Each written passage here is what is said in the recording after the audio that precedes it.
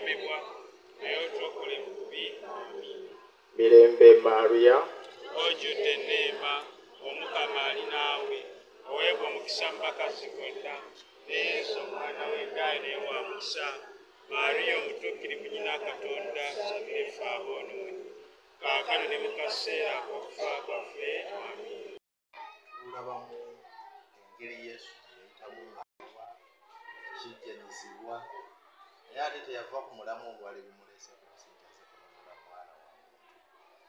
Era bw'atyo yakkiriza ebyonoono byonna bye yayitamu, era n'akimanya nti baali bamutwala ku musaalaba, naye nga mu mutima gwe era akimanyi nti ku musaalaba gye bamutwala byonna byayitamu abiyitamu kununula mwana wa muntu. Era yali akimanyi ddala nti obulamu bwe bulina okugenda kwolwo, naye ng'ate ye kyalinga yali wakwewaayo alabe ekitundu.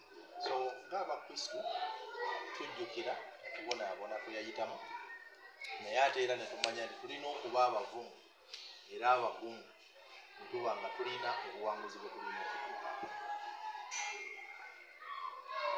Bubaka ki eri abantu nti abaana baffe tubakuumire mu ddiini? Kuba bw'otunuulira abaana bwe tututte ekkubo ly'omusaalaba okuva ku muto owa P1 paka ku w'ekyomusanvu, okusooka twali tutidde nnyo tugamba aba P1 banaasobola, olw'okuba nno nti nabo balimu eddiini, bantu nga ffe. Bakigumidde bulungi nnyo ne tutambula paka twe tumazeeyo ekkubo ly'omusaalaba lyonna. So nkubiriza abazadde tukuumire abaana ddiini, kubanga kye kyokka kye tulaba ekisobola okubanunula. Tukuvuunamira Yesu ne tukuwa ekitiibwa.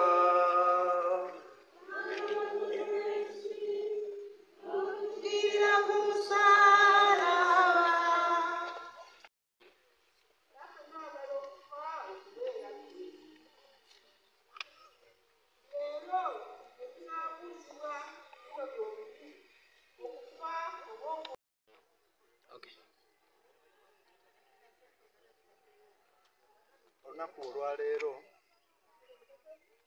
nga essomero lya Namiryango Junior Boys School tubadde mukulembera ekkubo ly'omusaalaba.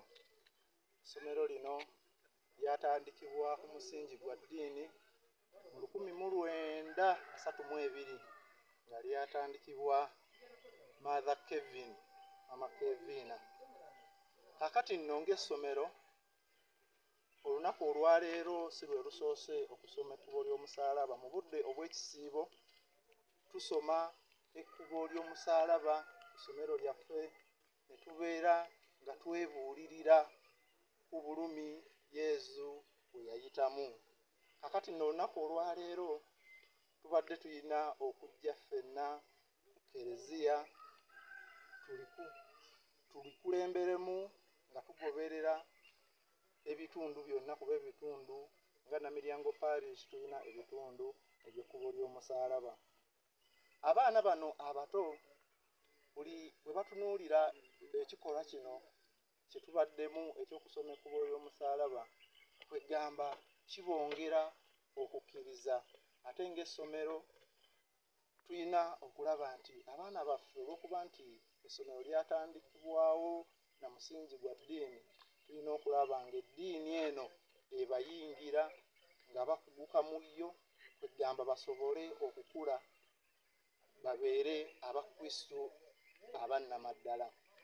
Buli bwe twenyigira mu kusoma twefumiitiriza ne twebuulirira ku bulumi Kristu bwe yayitamu ng'atufiirira olw'ebibi byaffe. Mu kkubo lino ery'omusaalaba tufuniramu omukisa.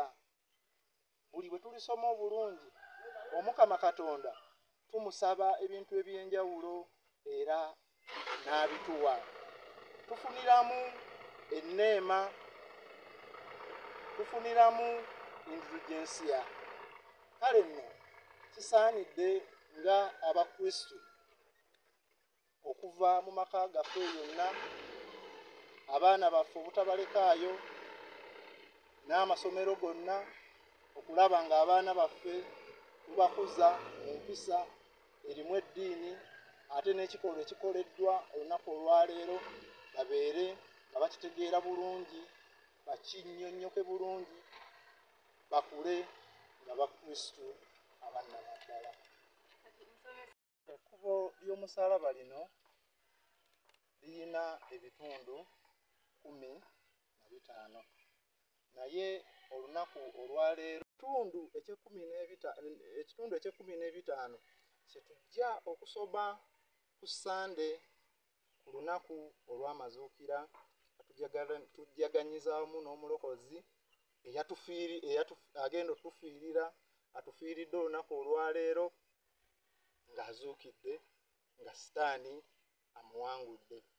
Obudde buno bwe tubaddemu obwakalema era n'olunaku olwaleero nga tukyali mu kwebuulirira okwa Kristo, tubadde nga tuyina okukola ebikolwa ebyekisa ng'abakristu, tubadde tuyina okusoma essaala n'okusiiba. Kale nno abakristu ffenna kitukakatako okubeera nga tukola ebikolwa ebitufuula abakristu, kwegamba nga tetugamba bugambi nti nze ndi Mukatuliki, nze ndi bwenti, kuba tulaba ebikolwa kwegamba ebitasaana, abantu battiŋŋana naye nga omuntu asse munne Mukatuliki wa ddiini ey'enjawulo.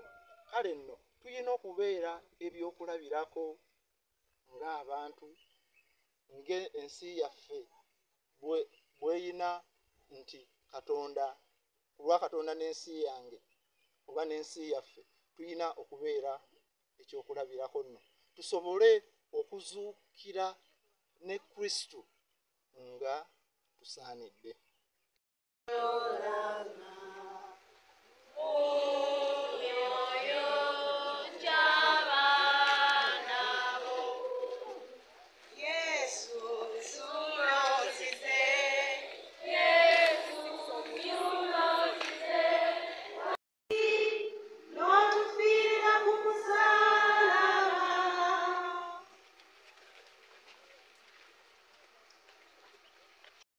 Yena abagamba nti muleke kundirira maziga, mukaabire bano ab'eggwanga lyammwe abagenda okunzita, beenenye baleme kufa emirembe gyonna. Ayi Mulokozi, omusaasizi w'abanakuwadde, weebale kutuyigiriza ng'omuntu akugamba obugambi nti nkusaasidde ennaku, newankubadde ng'akaaba tayinza kukusanyula, wabula ng'assaawo na kino nti mmoneredde ebibi byange, sikyabiddamu ennaku zonna. Kitaffe ali mu ggulu.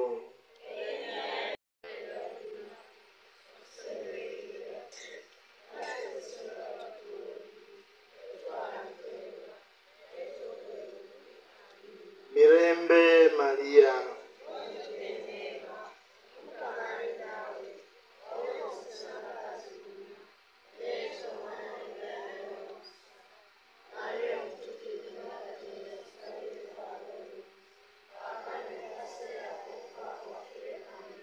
Ekitiibwa kibe kya Patri.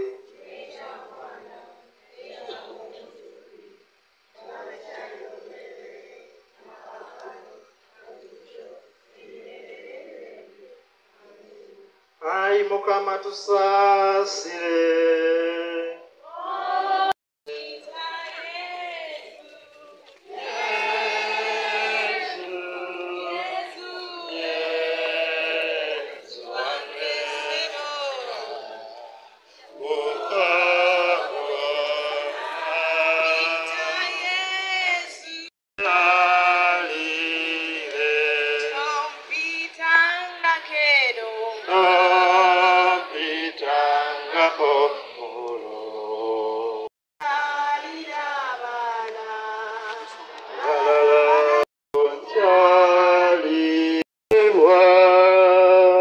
Kubanga wanunula ensi n'otufiirira ku musaalaba.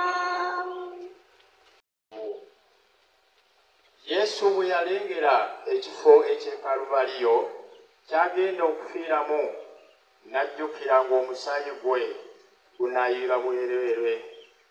Lw'abangi akaligaana okulokoka. Ekirowoozo ekyo ne kimunakuwaliza ddala, ne kimumalamu amaanyi, ne kimumegga wansi. Ayi omwagazimu bwaffe n'obukuusa bwaffe obutumenyesa bulijjo endazaano zaffe bye byakusuula wansi. Leero nno tuboneredde omusaayi gwo gutuyiike mu myoyo okunaaza n'okugibangula. Kitaffe ali mu ggulu, tusonyiwe ebibi byaffe nga naffe tusonyiwa abatukola obubi, otwala mu kukemebwa naye otuokole mu bubi. Mirembe Maria, Ojjudde enneema, Omukama ali naawe, oweebwa omukisa mu bakazi bonna, ne Yesu omwana w'engaine wa mukisa. Mariya omutuukirivu nnyina Katonda, tusabire ffe aboonoonyi, kaakano ne mu kaseera ak'okufa kwaffe. Amiina. abafa Katonda agikwatira ekisa, agiwa ekiwummula eky'emirembe. Ebiwu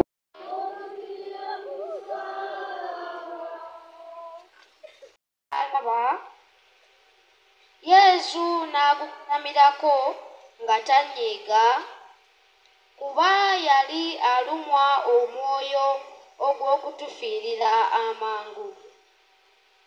Abambowa ne babamba ku muti emikono gy'omulokozi, ne baddira enninga ennene ne bazikomerera mu bibatu bye kinnakimu ne mu bigere bye kinnakimu. Emisuwa ne giyulika, omusaayi ne gutiiriika n'alu. Ayi mulokozi, gwe ali mu bulumi obwenkanaawo kutta, tuwe enneema ey'obuteemulugunyiza nnaku zaffe, okusonyiwa abatukola obubi.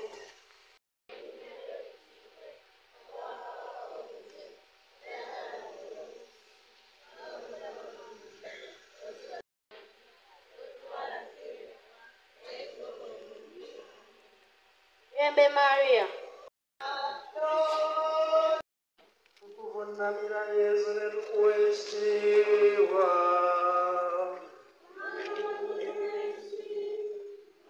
tufiirira ku musaalaba.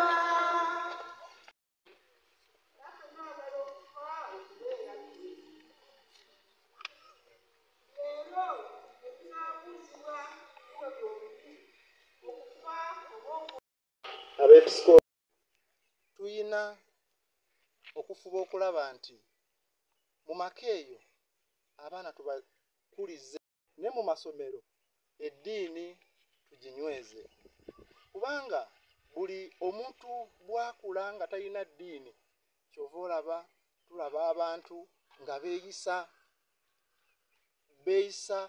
mu nneeyisa etategeerekeka.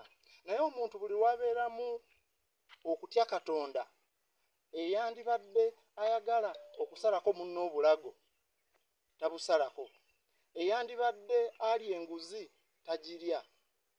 Kale nno abaana bano tulina obbakubiriza okusoma ku Sande, okwetaba mu nnaku enkulu zonna ng'olwaleero mu kkubo lya musaalaba, kugamba ne batasigala busigazi waka, kubeera awo ne bawulira buwulizi nti nno olwaleero lwakutaano lutukuvu.